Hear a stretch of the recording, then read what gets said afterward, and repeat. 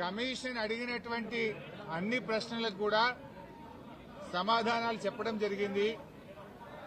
వారికి సమాధానాలు నోటి మాటగా చెప్పడమే కాదు, అన్ని రకాల ఎవిడెన్స్లు కూడా పూర్తి స్థాయిలో అందించడం జరిగింది. నేను మీడియాతో కూడా ఒకటే కోరుతా ఉన్నా, ఎందుకంటే మేము కమిషన్ ముందు హాజరై వచ్చి ఇక్కడ నేను రాజకీయాలు మాట్లాడడమో ఇతర అంశాల జోలికి వెళ్లను. రాజకీయాలుంటే రేపు మాట్లాడుకుందాం, క్వశ్చన్ అండ్ ఆన్సర్స్ రేపు అడగండి, అన్నిటికీ ఆన్సర్ ఇస్తా. బట్ ఈరోజు ఎందుకంటే కమిషన్ ముందు ఏం జరిగిందో మీకు కావాలి, ఎందుకంటే ఐ కెనాట్ మిస్గైడ్. లోపల ఒకటి చెప్పి బయట ఒకటి చెప్పడం అనేది తప్పవుతుంది. లోపల ఏం జరిగింది, కమిషన్ కు నేను ఏం చెప్పాననేటువంటి అంశాలు మాత్రమే మీ ముందుంచుతాను. మీకు మిగతా ఎన్ని క్వశ్చన్స్ ఉన్నా, ఎన్ని పొలిటికల్ గా కావాలన్నా రేపు మాట్లాడుకుందాం. Today I will not speak any politics. ముఖ్యంగా మొట్టమొదలు తమ్మిడిహట్టి నుంచి మేడిగడ్డకు ఎందుకు మార్చారు అనే దాని మీద చాలాసేపు డిస్కషన్ జరిగింది. దానికి నేను సవివరంగా సమాధానం చెప్పడం జరిగింది. ముఖ్యంగా కొత్తగా ఏర్పడ్డ తెలంగాణ ప్రభుత్వం తమ్మిడిహట్టి దగ్గరే దాన్ని కట్టడానికి అన్ని రకాల ప్రయత్నం చేశాము. నేను ఇరిగేషన్ మంత్రి అయినప్పుడు రివ్యూ చేసుకుంటే ప్రాణహిత చేవెళ్ల ప్రాజెక్టును 7 భాగాలు 28 ప్యాకేజీలుగా నిర్ణయించి టెండర్లు పిలిచి పనులు ప్రారంభించారు. హెడ్ దగ్గర పని స్టార్ట్ చేయకుండా తోకల దగ్గర పని స్టార్ట్ చేసిండ్రు. ఎక్కడైతే నీళ్లు డ్రా చేయాలో, ఎక్కడైతే తమ్మిడిహట్టి దగ్గర నుంచి నీళ్లు తేవాలో అక్కడ నుంచి పని ప్రారంభించకుండా ఎక్కడెక్కడో కాలువలు టన్నెలు తవ్వారు. సో నేను ఇరిగేషన్ మంత్రి అయిన తర్వాత రివ్యూ చేసి, మరి ఈ ప్రాజెక్టులో ఆల్రెడీ ఖర్చు జరిగింది కదా, దీన్ని కొనసాగించాలని అప్పటి మహారాష్ట్ర కాంగ్రెస్ ప్రభుత్వానికి మేము కన్సల్ట్ చేశాం.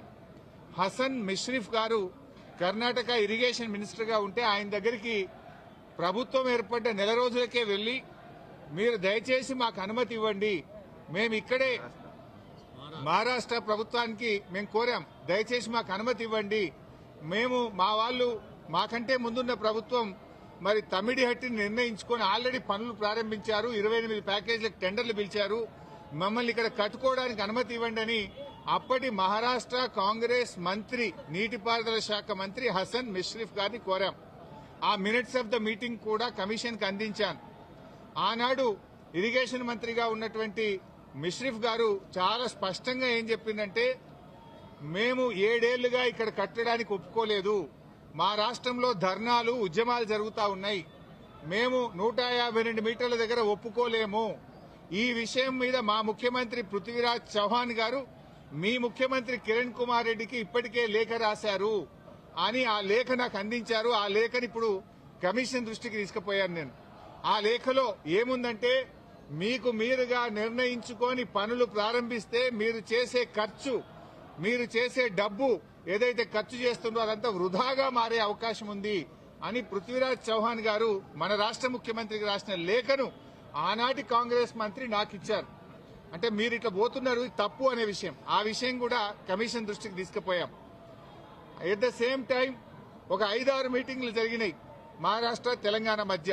5-6 మీటింగ్లు మినిస్టర్ లెవెల్లో, ఇంజనీర్ల లెవెల్లో, ఫైనల్ గా ముఖ్యమంత్రి కేసీఆర్ గారు స్వయంగా మహారాష్ట్రకు వచ్చి మహారాష్ట్ర ముఖ్యమంత్రి ఫడ్నవీస్ గారితో జరిగిన చర్చల మొత్తం సారాంశాన్ని వారికి చెప్పే ప్రయత్నం చేశాం. ఎందుకంటే అనేక ప్రయత్నాలు చేశాం. మహారాష్ట్రలో కాంగ్రెస్ ప్రభుత్వంపై బీజేపీ ప్రభుత్వం వచ్చింది. అప్పుడు గిరీష్ మహాజన్ గారు నీటిపారుదల శాఖ మంత్రిగా ఉంటే 2015 జనవరిలో నేను వెళ్లి గిరీష్ మహాజన్ గారిని కూడా, మీరు ఎంత నష్టపరిహారం అడిగినా ఇస్తాము, దయచేసి మాకు ఉద్యమాల్లో నుంచి వచ్చిన ప్రభుత్వం, నీళ్ల కోసమే తెలంగాణ ఉద్యమం జరిగింది, నీళ్లే మాకు జీవాధారం, మాకు తమ్మిడిహట్టి దగ్గర అనుమతించండి అని గిరీష్ మహాజన్ గారిని కూడా కోరాం. ఆయన కూడా ససేమిరా అన్నారు.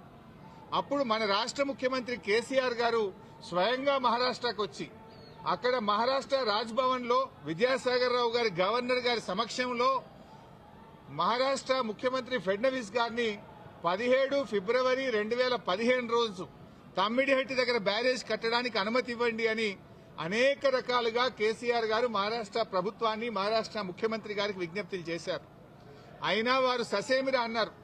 ఫడ్నవీస్ గారు మాట్లాడుతూ, మాకంటే ముందు 7 ఏళ్లు కాంగ్రెస్ ప్రభుత్వం ఉండే, 7 ఏళ్లు కాంగ్రెస్ ప్రభుత్వం తమ్మిడిహట్టి దగ్గర ఒప్పుకోనప్పుడు ఇవాళ నేను బీజేపీ గవర్నమెంట్ ఆ రోజు తమ్మిడిహట్టి దగ్గర కట్టొద్దని నేనే ధర్నాలు చేసినా, పోరాటాలు చేసినా. ఇవాళ నేనెట్లా ఒప్పుకుంటా? రాజకీయంగా అది ఎట్లా సాధ్యమైతుంది? ఒప్పుకునే ప్రశ్నే లేదని ఆ రోజు ఖరాఖండిగా మహారాష్ట్ర ముఖ్యమంత్రి గారు కేసీఆర్ గారికి చెప్పారు. అంటే 7 ఏళ్లు మహారాష్ట్రలో కాంగ్రెస్, ఢిల్లీలో కాంగ్రెస్, మన దగ్గర కాంగ్రెస్, 3 చోట్ల కాంగ్రెస్ ప్రభుత్వం ఉన్నా తమ్మిడిహట్టి దగ్గర బ్యారేజీలకు ఒప్పించడంలో, అగ్రిమెంట్ చేయడంలో, పనులు చేయడంలో ఆనాటి కాంగ్రెస్ ప్రభుత్వం పూర్తిగా ఫెయిల్ అయింది. నాటి కాంగ్రెస్ ప్రభుత్వంలో ఉత్తమ్ కుమార్ రెడ్డి, కోమటిరెడ్డి వెంకటరెడ్డి, శ్రీధర్ బాబు వీళ్లే తెలంగాణ ప్రాంతం నుంచి మంత్రులుగా ఉన్నారు. మీరు పట్టించుకోలే, 7 ఏళ్లు మీరు చేయలే. బట్ అయినా మేము అన్ని రకాలుగా ప్రయత్నం చేశాం. ఇంత మధ్యలోనే, ఈ సమయంలోనే సెంట్రల్ వాటర్ కమిషన్ తమ్మిడిహట్టి దగ్గర నీళ్లు లేవు అని 2 లేఖలు రాసింది. 2 లేఖల్లో స్పష్టంగా అక్కడ నీటి లభ్యత తక్కువ ఉంది, మీరు ప్రత్యామ్నాయం చూసుకోండి అని మనకు కేంద్ర సిడబ్ల్యూసి మనకు చెప్పడం జరిగింది. అదేవిధంగా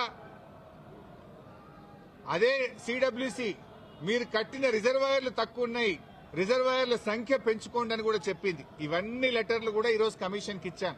సిడబ్ల్యూసి నుంచి వచ్చిన 3 లేఖలు ఈరోజు కమిషన్కి ఇచ్చాం. అప్పుడు కూడా కేసీఆర్ గారు ఒకవైపు మహారాష్ట్ర ఒప్పుకోవడం లేదు, రెండవ వైపు నీళ్లే లేవు. ఈ పరిస్థితుల్లో ఏం చేయాలని కేంద్ర ప్రభుత్వ సంస్థ వ్యాప్కోస్ కు కేసీఆర్ గారు మరి ఏం చేయాలో ప్రత్యామ్నాయం సూచించండి అని వ్యాప్కోస్ కు మేము ఇవ్వడం జరిగింది. వ్యాప్కోస్ ఎవరో అల్లాటప్ప సంస్థ కాదు, అది సిడబ్ల్యూసీలో అంతర్భాగము, కేంద్ర జలవనరుల శాఖలో అంతర్భాగము. ఆ వ్యాప్కోస్ కి ఇస్తే వ్యాప్కోస్ లైడార్ సర్వే చేసి డీటెయిల్డ్ గా ఎగ్జామిన్ చేసి మాకు మేడిగడ్డ దగ్గర నీటి లభ్యత ఉంటది, అక్కడ ప్రాజెక్టు కట్టుకోండి అని వ్యాప్కోస్ అనే సంస్థ చెప్పింది. ఆ వివరాలు కూడా కమిషన్ కి అందించాం. సో వ్యాప్కోస్ నివేదిక మేరకు, సెంట్రల్ వాటర్ కమిషన్ సూచనల మేరకు మహారాష్ట్ర ఒప్పుకోకపోవడం వల్ల మన ఇంజనీర్ల రికమెండేషన్ మేరకు ఆనాడు రాష్ట్ర ప్రభుత్వం నీళ్లు లేని చోట నుంచి నీళ్లున్న చోటకు మేడిగడ్డ ప్రాజెక్టుకు రూపకల్పన చేశాం. మీరు ఆనాడు నీళ్లు లేని చోట ప్రాజెక్టు ఇరికిచ్చే ప్రయత్నం చేసినారు. 7 ఏళ్లలో మహారాష్ట్రాన్ని ఒప్పించలేకపోయారు. అక్కడ వైల్డ్ లైఫ్ ప్రాజెక్టు కూడా ఉంది, చాప్రాల్ అనే వైల్డ్ లైఫ్ ప్రాజెక్టు కూడా తమ్మిడిహట్టి దగ్గర ఉంది. వైల్డ్ లైఫ్ ప్రాజెక్టుకి అనుమతి రావాలంటే 10 ఏళ్లు అవుతుంది.